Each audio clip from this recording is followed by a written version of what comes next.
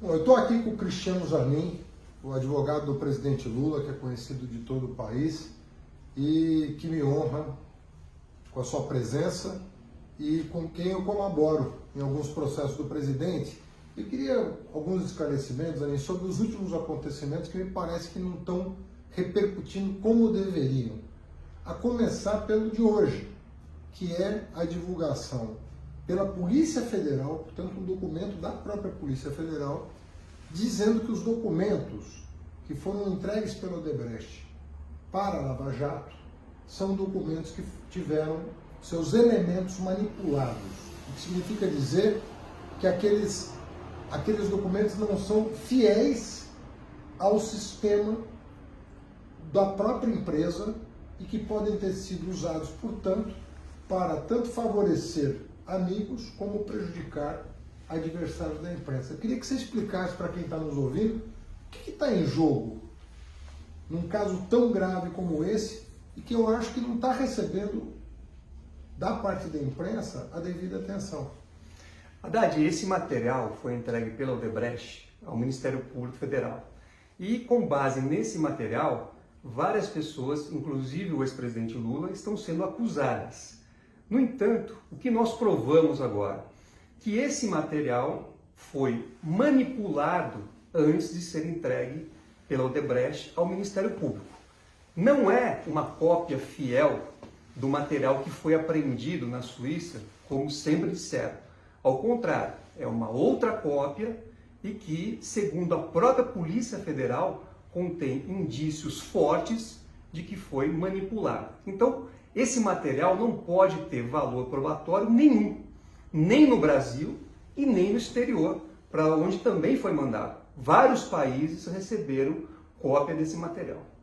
Agora, Zanin, óbvio que eu vou fazer uma pergunta retórica para você, mas o ouvinte merece uma resposta. Não seria o mínimo você checar a veracidade daquele documento, atestar a veracidade do documento, antes de qualquer ação judicial contra quem quer que seja, ainda mais envolvendo personalidades de outros países com os quais a justiça brasileira está colaborando? Não seria um procedimento quase que protocolar garantir que aqueles documentos eram reais, uma cópia real do sistema do Odebrecht, antes de qualquer outra providência? Sem dúvida alguma. Até porque, quando esse material foi entregue ao Ministério Público Federal, isso foi documentado em um processo específico. E nós, ao longo do tempo, pedimos acesso pleno a esse processo específico, para poder verificar exatamente se esses elementos eram fidedignos e quais eram os problemas eventualmente existentes com esse material. No entanto, esse acesso foi negado a nós, a despeito dos sucessivos pedidos formulados. Nós conseguimos, então, apenas agora fazer uma nova perícia nesse material e essa perícia apontou todos esses vícios, todos esses problemas que nós estamos aqui apontando. Evidentemente que dentro de um processo normal, o Ministério Público teria que provar a culpa daquele que ele está acusando. Agora, nesses casos que envolvem o ex-presidente Lula, lamentavelmente, de forma incorreta, esse ônus de provar a inocência foi transferido a ele, o que não é certo. A despeito disso, com esse material, nós provamos cabalmente que o presidente Lula não recebeu nenhum valor da Odebrecht ou de qualquer outra empresa. Mesmo no sistema que foi entregue pela Odebrecht ao Ministério Público, não consta o nome do presidente Lula. Agora, qualquer ilação que eles queiram fazer usando esse material, também não pode ser feito, porque nós provamos agora que esse material, segundo a própria visão da Polícia Federal, não tem nenhum valor probatório, porque foi manipulado pela própria Odebrecht. Agora, sendo um fato novo dessa gravidade, ele pode ser utilizado, a perícia, lembrando que o perito é da própria Polícia Federal, não é um perito que você indicou para o juiz. É a própria polícia que pela são peritos oficiais. São peritos oficiais. Exato. Diante de um fato novo, desta relevância, e envolvendo o direito penal, que fere talvez o maior valor que uma pessoa possa ter, que é a própria honra. Essa documentação vai ser levada a todos os processos aos quais o presidente Lula responde, e nós esperamos com as consequências que são cabíveis e são, obviamente, o que se espera do Poder Judiciário. Sem dúvida, porque primeiro você tem uma situação em que vários documentos ingressaram no país sem o procedimento previsto em lei. Quando você tem a importação de documentos para serem usados em processos penais, você tem um procedimento específico que deve ser seguido. Isso não ocorreu. E agora o que nós estamos mostrando é que os documentos que vieram para o Brasil, que estão sendo utilizados para acusar e condenar pessoas, não são documentos idôneos, não são documentos que possam servir de prova nem contra o presidente Lula e nem contra outras pessoas. Daniel, eu queria entrar num outro tema quente dos últimos dias, que é a tentativa do Ministério da Justiça, por meio do ministro Moro, de enquadrar o presidente Lula na Lei de Segurança Nacional, de conhecimento geral, que é a lei da ditadura militar, para perseguir adversários políticos. O que de fato ocorreu? Esse diz que me diz, o que de fato ocorreu? Houve de fato o pedido do Moro para o enquadramento do presidente na Lei de Segurança Nacional? Houve, verdade.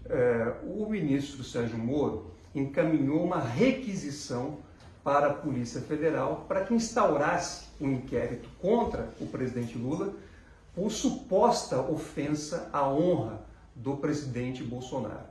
Antes de tudo, é preciso lembrar o seguinte: no vídeo que foi usado pelo ministro Moro para tentar abrir esse inquérito, como de fato ele foi aberto, não há referência ao presidente Bolsonaro. Então já houve ali um erro factual do ministro Moro ao fazer essa requisição. E o enquadramento jurídico que ele buscou fazer nesse ofício que requisitou o inquérito é o da Lei de Segurança Nacional, porque existe um artigo, o artigo 26 da lei, que prevê o enquadramento nesse diploma sempre que houver alguma ofensa à honra do presidente da República. Então, o presidente Lula não ofendeu a honra do presidente da República e tampouco poderia ser enquadrado na Lei de Segurança Nacional, que é uma lei da época do regime militar.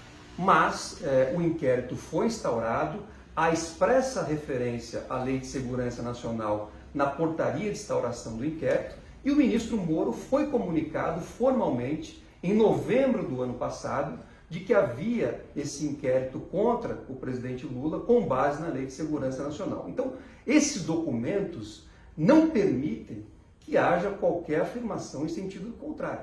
Isso está tudo documentado. Agora, parece ser uma prática do Moro, diante de evidências como essa, dizer que se confundiu, que houve um erro. O seu escritório de advocacia, na condição de advogado do presidente Lula, foi grampeado pelo Moro. Exato. Quando o ministro Teori perguntou a ele se ele mandou grampear, ele disse que não mandou grampear, que ele não sabia que aquele número se referia ao seu escritório. O que é uma ilegalidade absurda, grampear um advogado de uma pessoa que está sendo investigada. Imagina, ninguém teria direito de defesa se isso pudesse... É uma conquista civilizatória. É uma conquista civilizatória. Você ter a privacidade junto ao seu advogado. Então, mandar grampear é uma atitude autoritária, né, de um Estado policial. Aí o ministro Teori, do STF, pergunta se ele mandou grampear.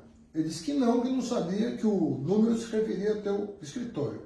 Aí, vocês protocolaram junto ao Supremo o documento que mostrava que ele sim tinha ciência de que aquele número era do seu escritório de advocacia. Qual foi a resposta dele?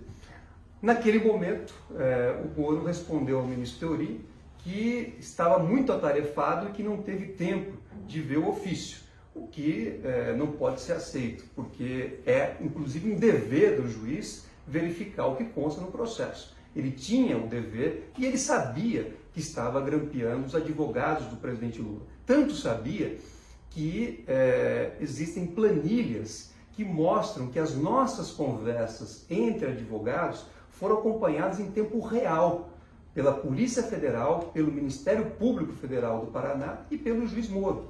Essas planilhas, elas resumiam as conversas que nós tínhamos sobre estratégia de defesa e elas eram protocoladas na Secretaria da 13ª Vara. Ou seja, esse comportamento, como eu já disse, ele viola não só o direito de defesa do presidente Lula, ele viola prerrogativas dos advogados e viola conquistas civilizatórias.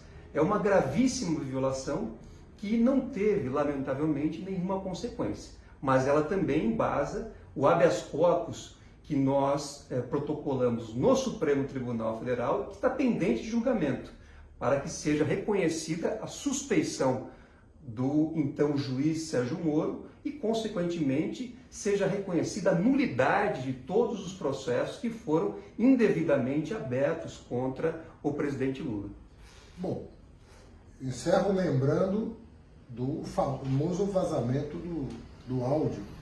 Ele não só grampeou a presidente Dilma, né, o que é ilegal, sem o consentimento do Supremo Tribunal Federal, como vazou seletivamente e ilegalmente alguns áudios para passar uma imagem errônea, depois se soube, do que de fato o presidente Lula pretendia ao assumir a chefia da Casa Civil.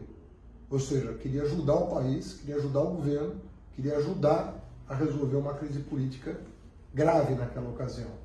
Você considera que esse episódio foi o mais grave dos arbítrios cometidos contra o presidente até aqui? Esse é um gravíssimo episódio, mas longe de ser isolado, ele compõe um universo de ilegalidades e arbitrariedades que foram praticadas na Lava Jato contra o presidente Lula e também contra outras pessoas. Não existe, Haddad, combate à corrupção usando de meios ilegais. O combate à corrupção deve ser feito. Agora, ele não pode ser utilizado como uma bandeira para perseguir pessoas usando aquilo que nós denominamos o lawfare, que é o uso estratégico do direito para fins de deslegitimar e perseguir inimigos políticos ou outros inimigos que estejam ali numa situação. Lenin, nós estamos na expectativa de que o habeas corpus seja julgado. A qualquer momento o Supremo pode pautar o julgamento desse habeas corpus. O que significa dizer que se o habeas corpus for recebido pelo Supremo, isso significa devolver ao Lula o que é do Lula, seus direitos políticos e o seu direito de defesa, de ampla defesa, assegurado pela Constituição. Qual é o grau de confiança que você pode passar depois de tudo que você viveu, um vaza-jato, com tudo que está vindo à tona? Nós podemos confiar de que a justiça pode ser feita? E, por fim, além do Supremo, a ONU. Quando é que a ONU se manifesta a respeito daquelas liminares concedidas para que o Lula participasse do pleito de 2018? Ou seja, o que eu estou querendo passar aqui para quem está nos ouvindo é uma sensação de que a gente possa voltar à normalidade democrática e que o Lula recupere os seus direitos e possa decidir, né, como ele pode contribuir da melhor maneira para os destinos do país. Haddad, como advogado que conduziu esse habeas corpus do Supremo Tribunal Federal, eu posso te dizer que lá existem inúmeros elementos para que seja reconhecida a suspeição do então juiz Moro. Ele grampeou advogados, ele indeferiu todas as provas que nós buscamos fazer, ele promoveu uma devassa na vida do presidente Lula, ele coordenou a acusação contra o presidente Lula. A Vaza Jato depois reforçou tudo o que nós dissemos desde 2016. É sempre preciso lembrar que o juiz não só tem que ser imparcial, como ele tem que parecer também imparcial perante a sociedade. Depois de tudo que nós mostramos, depois do que a Vaza Jato mostrou, Será que alguém pode ter dúvida de que o Moro não propiciou um julgamento justo, imparcial e independente ao presidente Lula? Eu acho que essa dúvida não existe, não pode existir mais. Então é por isso que nós confiamos tanto que esse habeas corpus tem que ser acolhido pela Suprema Corte. Claro, cada ministro terá que fazer a sua análise, mas são muito sólidos os fundamentos que foram apresentados. Em relação ao processo que tramita no Comitê de Direitos Humanos da ONU, ele foi protocolado em julho de 2016 e nós fomos atualizando, eu e Valesca, esse processo ao longo de todo esse tempo. Então, o comitê tem nos autos todos os elementos também para reconhecer que houve violação aos direitos internacionais, ao Pacto Internacional de Direitos Civis e Políticos, na condução do processo contra o presidente Lula. Então, nós também temos a expectativa de que esse comunicado, que foi o primeiro comunicado individual feito por um brasileiro ao Comitê de Direitos Humanos da ONU, venha a ser julgado no futuro próximo e que possa restabelecer ou ajudar o país, o Brasil, a reencontrar o trilho da legalidade, do devido processo legal. Bom, eu conversei aqui com o Dr. Zanin, que é meu colega aqui na defesa do presidente Lula, alguns minutos. Mas eu quero já prometer, e ele já concordou, que a gente faça uma entrevista longa sobre tudo que está acontecendo no Brasil. Não vamos falar só dos casos do Lula, eu quero a tua visão mais ampla sobre o significado disso para a história do Brasil, o que isso significa em termos mundiais, que você tem rodado o mundo e há uma preocupação enorme com a questão do lawfare, que é essa guerra jurídica para fazer política, né? Que está afetando a democracia de vários países e eu acho que com mais tempo a gente vai poder esmiuçar e esclarecer muitas dúvidas, né, de quem nos ouve nesse momento. Muito obrigado. Obrigado, Dade. Será um grande prazer e conversar com você é sempre uma honra e tenho certeza que a nossa próxima conversa também vai ser muito produtiva.